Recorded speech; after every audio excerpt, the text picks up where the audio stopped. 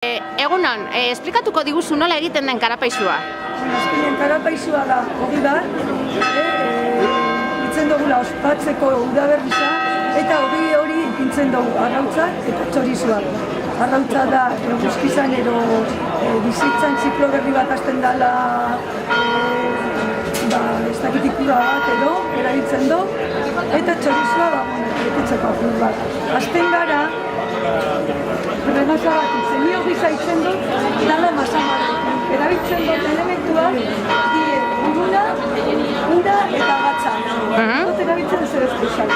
Hasten gara, con una masa madre, gero ingo masa bat, urunaki, eta gero ja hortik, ja ekarri dut prestatuta masia.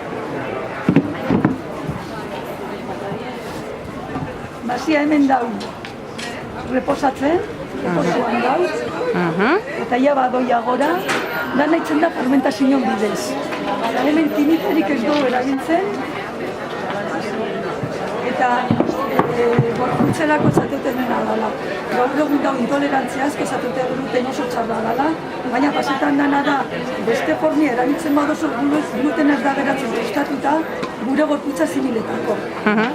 Orduan, honekin denbora gehiago, denbora luziagoa da hori zaitzeko. Baina, behintzat, osasunerako asko zamaia da. Mila esker.